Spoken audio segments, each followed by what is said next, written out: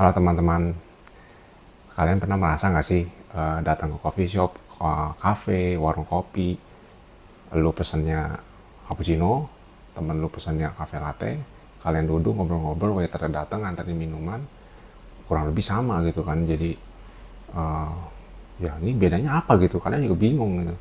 Nah, yuk kita bahas kenapa sih biasanya terjadi di balik itu semua.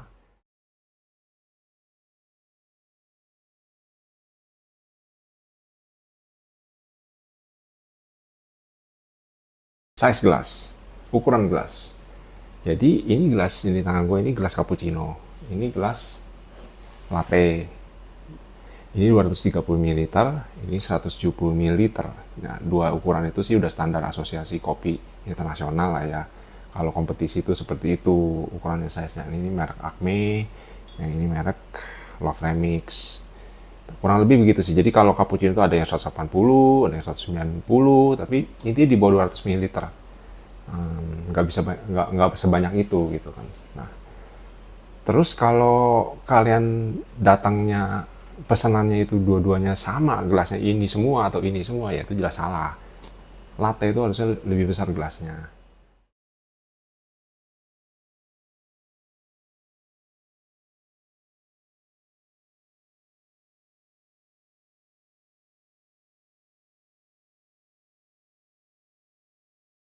Jadi rasio antara espresso dengan susu itu jelas harusnya lebih kuat cappuccino.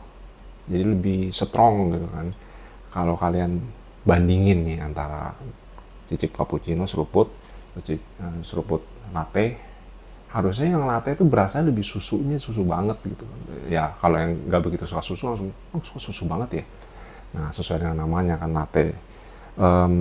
Nah, jadi espresso satu banding satu banding satu. Espresso, susu, foam kita nggak usah bahas, kita hilangkan saja karena isinya kurang lebih kan tanda kutip angin ya. Espresso dengan susu sekecil ini gitu kan. Jadi tentu kopi banget gitu kan, satu banding satunya nih dibandingkan latte yang seperti ini. Jadi susunya agak banyak dibandingkan espressonya. Ini sebenarnya ilustrasi aja sih ya. Kalau menurut lo, oh itu kan gelasnya bawah antara volume bawah, volume tengah, volume atas jelas beda ya. Bener, ini maksud cuma lebih gampang aja ya. Ini intinya latte itu foamnya tipis, sisanya susu dengan espresso, susunya banyak gitu. Jadi tentu rasanya beda. Tentu rasa kita harus pas nyicip itu tingkatan rasionya itu beda antara susu dengan espresso. Nah, yang agak bingung itu sebenarnya kalau ada kafe-kafe yang tanda kutip nakal ya, bukan saya nuduh. Mereka tuh kadang kan harusnya double shot nih. Cappuccino itu harusnya double shot. Jadi pakai portafilter yang ini. Jadi semua pasang, jadi semua yang keluar dari espresso itu jatuh ke gelas pesanan lo.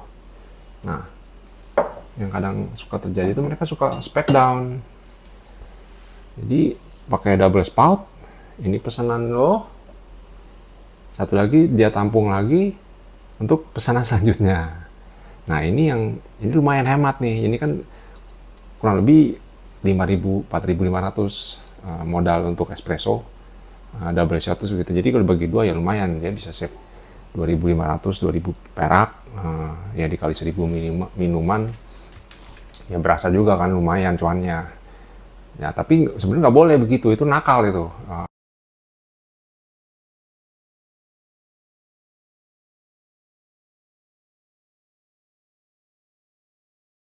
Cappuccino itu tuh foamnya kan tebel banget, satu banding satu gitu kan. Jadi dia tingginya itu, volumenya itu harusnya sama dengan susu dengan espressonya. Jadi tinggi sekali ya. Jadi mungkin kalau digambarkan itu mungkin satu ruas jari harusnya, dibandingkan latte yang paling 3 mili 4 mili ya, tipis gitu kan foamnya. Nah, jadi perbedaannya nih ya, kalau baristanya itu sedang frotting susu nih di sini ya. Nah, itu mungkin untuk cappuccino 4 detik, 5 detik lebih lama gitu kan. Lebih lama dalam stretch susunya. Nah, kalau kalian datang-datang stack stack tulip atau stack uh, misalnya swan, angsa gitu kan. Nah itu sebenarnya jelas itu kurang tepat. Jadi cappuccino itu sebenarnya latte art itu tidak bisa dibuat sampai serumit itu. Paling maksimal harusnya kalau by the book ya sesuai dengan aturan itu harusnya hanya hati saja. Karena sulit untuk membuat latte art di foam yang tebal. Foam tebal ini pas lagi nuang nih tinggi sekali ya. Walaupun dibuang sedikit juga itu ya cuman bener-bener enteng banget, kita nggak bisa nulis gitu ya, barista itu nggak bisa nulis dengan ini. Jadi nah makanya kalau kalian dihidangkan minuman cappuccino itu tanpa latte art, itu sebenarnya itu adalah cappuccino klasik. Jadi mengubah atau bahasa Inggrisnya domi ya, domi putih semua yang kayak di film-film gitu kan, pas diminum ini ada putih-putih di bibir atas kalian. Itu menurut gue itu benar. Jadi kalau lu sampai marah-marah gitu kan, negor ini kok nggak ada latte art nih, gue jadi nggak bisa IG nih, nggak bisa post nih kan, kurang estetik nih minuman gue dibandingkan temen gue. Itu sebenarnya benar, cappuccino-nya itu harusnya sulit untuk diberikan latte art, untuk dapat treatment latte art.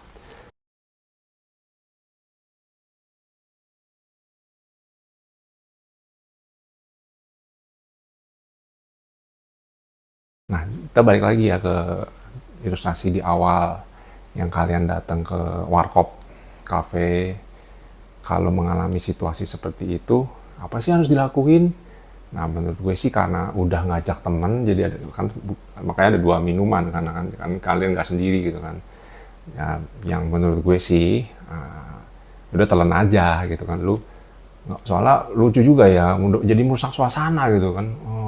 Mas, Mbak, ini kok sama sih, ini harusnya kan gini, harusnya gini, harusnya gini.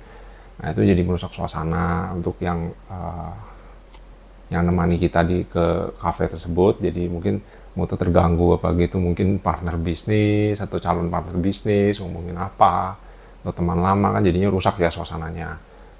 Ya kalian lu tandain aja deh kafenya gitu kan, karetin dua, wah ini kan kalian gak usah datang nih, kurang pinter deh kayaknya baristanya gitu.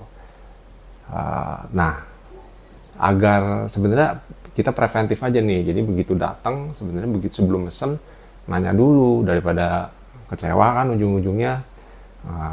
Mungkin soalnya gini orang kalau udah kebiasa rasio susunya itu sedikit kecil dibandingkan espressonya itu agak kurang seneng gitu dikasih cappuccino yang lemah ya kopinya itu kecewa gitu. Jadi mendingan nanya dulu deh ke baristanya sebelum pesan, lu tanya dulu, bang ini pakai berapa shot gitu kan, berapa shot tuh gelasnya lihat dong gitu. Cappuccino sama latte gue nggak tahu bilang gitu kan.